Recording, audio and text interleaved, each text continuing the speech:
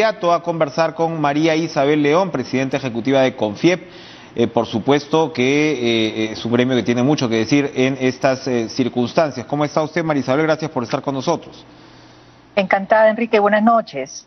Su primera reacción ante lo que hemos visto ahora, se discutió la posibilidad de la modificación de la ley. Al final el Congreso ha optado por su derogatoria y una comisión, la formación de una comisión que en 2 semanas se ha dicho tendría que tener pues la propuesta para las nuevas condiciones. Acaba de escuchar seguramente usted al ministro de Trabajo con lo que sería la línea que apoya el Ejecutivo. Sí, de acuerdo. Mire, la verdad es que la derogación de la ley, digamos, para contratar a trabajadores bajo el régimen general ahora, no va a implicar mayores beneficios laborales para los trabajadores del agro. Se ha hablado mucho, se ha desinformado mucho y se han dicho muchas mentiras, la verdad, en diferentes espacios, señalando que esta es una ley de esclavitud laboral, que es una ley que no reconoce derechos laborales, que no ha mejorado la calidad del empleo, cosa que no es cierta. El régimen agrario, digamos, ha tenido una formulación especial adaptada a las necesidades del sector, como son la estacionalidad y las condiciones especiales del agro, y han incorporado ciertamente en el jornal diario la alicuota que corresponde a las CTS y gratificaciones. Y si uno hace un ejercicio de cuánto recibe al día un trabajador del régimen general, sin, digamos, las alicuotas, equivale a 31 soles. Si le agrega las alicuotas del 9%, 9,7% por CTS y 16,16% para gratificaciones, al final terminan recibiendo exactamente lo mismo. Entonces quiero decir que es un régimen que no estaba, digamos, liberado del pago de las obligaciones laborales, pero que estaban incluidas en el jornal diario. Ahora esta modalidad va a cambiar, y si van a pasar los trabajadores al régimen general, van a recibir probablemente lo mismo que recibe cualquier otro trabajador en cualquier otro sector de la economía nacional, ¿no? Ahora, pero a menos que se llegue a otra conclusión, ¿no? O sea, se supone que la comisión el mandato que tiene es precisamente presentar una propuesta consensuada. Claro que sí, pero hay que tener en cuenta, Enrique, que la Constitución de nuestro país le da un carácter protector a la regulación laboral, y al Estado le da un rol fiscalizador, y que hay derechos constitucionales que se tienen definitivamente que respetar dentro de la población económicamente activa. Estos derechos incluyen pues tener una remuneración mínima regulada por el Estado con la participación de empleadores y trabajadores, tener una jornada de 8 horas diarias, 48 horas a la semana, descanso semanal anual, protección contra el despido arbitrario, el derecho a sindicalización y huelga, y la participación de utilidades, que son ciertamente condiciones de la formalidad que ya estaban incluidas en la ley de agro que acaba de ser derogada, ¿no? Lo que tenemos que propiciar es justamente que los 12 millones de peruanos, de los 17 millones que trabajamos, que no tienen ningún tipo de beneficio, que trabajan en la informalidad, puedan pasar a tener informalidad. Los problemas que hemos visto en ICA y los reclamos que han habido se han generado por la intervención justamente de estos famosos service que trabajaban en la informalidad y promovían la informalidad. No así era lo que ocurría necesariamente en el sector formal, ¿no? Eso hay que tenerlo bien claro. Sin duda, pero a ver, ¿cómo interpreta o cómo ya en retrospectiva evalúa el papel del sector? Efectivamente, lo que usted señala es cierto, ¿no? En el sentido que los trabajadores recibían sus beneficios laborales, pero también uno se pregunta, más allá, por supuesto, de la responsabilidad fiscalizadora del Estado, ¿qué pasó con el propio rubro, con el propio sector, desde los privados, si tenían una ley que había sido beneficiosa durante 20 años, en ese caso para sus intereses, y que se había ampliado durante 10 años más? ¿Por qué no hubo también una especie de autorregulación? ¿Por qué las servicios han llegado a tener este papel definitivamente distorsionador, no? Definitivamente es cierto, Enrique. Mira, a lo largo de los últimos 30 años nuestro país ha crecido enormemente en el aspecto económico y de inversión. Hemos logrado tener una gran cantidad de reservas internacionales, una macroeconomía sólida, pero en lo que hemos fallado y que no hemos podido resolver todavía es en liberarnos de la informalidad. Y esta informalidad ataca también a la población económicamente activa, a las personas que trabajan. De verdad que de los 17 millones de peruanos que trabajamos, el 73% y quizás más vimos ahora con la pandemia, hasta el año 2019 eran 12 millones, trabajaban en la informalidad y estaban sujetos a estos vaivenes de estas personas inescrupulosas como aquellas que han trabajado proviendo personal a través de estos servicios, que tampoco les ofrecían ningún tipo de garantía.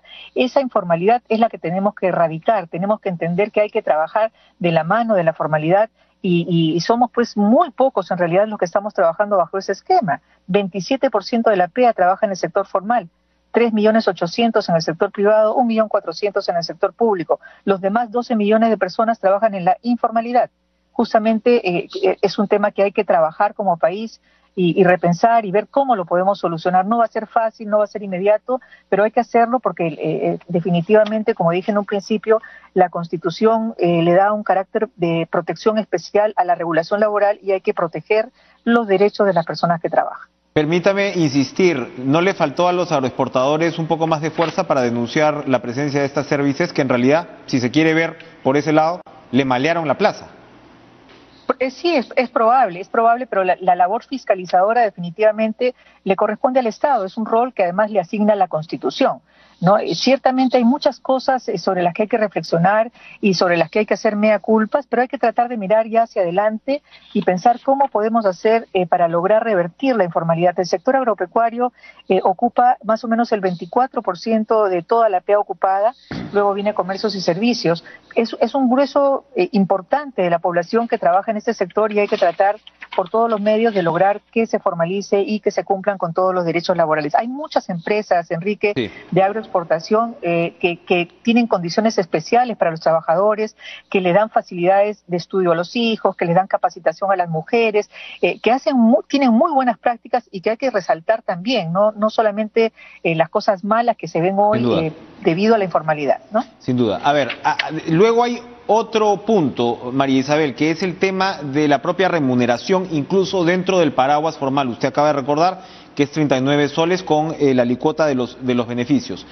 Estaban reclamando, claro, la interlocución ha sido un poco complicada, porque si bien la manifestación ha sido realmente intensa, ¿no?, ilegal por momentos en términos de los bloqueos de carreteras y demás, pero del otro lado sí ha persistido este reclamo con respecto a la remuneración en sí. Se pedía hasta 70 soles, ayer un proyecto de ley de Alianza por el Progreso que seguramente se va a discutir, se hablaba de una remuneración que podía llegar hasta los 60 soles, y en realidad lo que se ha señalado en los últimos días es que el incremento, la curva, el crecimiento de las agroexportaciones no han ido de la mano con el crecimiento de los salarios para el sector.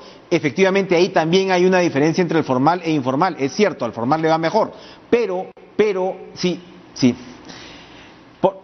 Mensaje que está planteando las cosas como han venido sucediendo. Yo lo que tendría, Enrique, es una reflexión con respecto a todo lo que ha pasado y recogiendo también algo que me dijiste en la sección anterior. Y yo creo que desde el sector empresarial a lo largo de los años hemos estado muy preocupados de generar inversión, generar puestos de trabajo, generar crecimiento, y hemos dejado a los estados, desde los contribuyentes hemos puesto nuestro dinero en sus manos para que generen el desarrollo y el bienestar, y no lo han estado haciendo de manera correcta, no se han ejecutado los dineros que ellos han tenido a disposición de manera correcta, y le toca al empresariado ponerse, digamos, al costado del Estado para poder ayudar más a que haya una mejor redistribución de estos ingresos. Quizás también nos llama la reflexión, o tiene que ser un motivo de reflexión, denunciar o acompañar más a la fiscalización desde el Ministerio de Trabajo, a la SUNAFIL, para denunciar aquellos actos que nosotros encontremos en nuestros sectores que no se cumplen, con los cuales no se cumplen con los derechos laborales de los trabajadores, y poder tratar de adelantar a estas crisis en el futuro, ¿no? Creo que eso sería una reflexión que debemos tomar en cuenta hacia adelante. Le preguntaba antes del mensaje por los ingresos, ¿no? Había un reclamo, ¿no? Incluso al parecer, insisto, porque no se conocen exactamente los interlocutores y las plataformas, pero incluso dentro del sector formal, que ha quedado, como hemos visto, mucho mejor parado que el sector informal en términos de ingresos, pero aún así la brecha, pues, entre el crecimiento del rubro agroexportador y los ingresos es todavía bastante grande, ¿no? Claro, pero a ver, los ingresos que tienen promedio el personal que trabaja en el sector agroexportador formal está por encima de los 1.500 soles. El salario nacional urbano está por debajo, está en 1.465. Quiero decir con esto que siempre hay un espacio para mejorar, siempre hay un espacio para redistribuir mejor, pero los salarios que han venido recibiendo las personas que trabajan en el agro han venido elevándose a lo largo de los años y están mucho más, digamos, por encima de, como digo, del promedio nacional urbano, inclusive del promedio de Lima, que es de 1.507. Entonces, no son salarios tampoco que estén por debajo de la media nacional, Enrique, hay que tener eso en consideración. Bien. Para terminar, el otro punto, por supuesto, importante y que va más allá de la motivación puntual o las motivaciones puntuales de las protestas es el tema tributario, que tenía digamos, un componente importante en la ley que acaba de ser derogada. El sector no paga los 29.5% de renta, sino paga 15%, lo que por supuesto ha servido como un instrumento de promoción de la agroexportación, que ahora es, pues, como usted señalaba, pues un sector muy importante de la economía. Hay, por ejemplo, actores políticos desde la izquierda que consideran que no, que ya llegó el momento de eliminar esa exoneración porque ya no se justifica precisamente a partir de este tema de utilidades y de crecimiento del sector.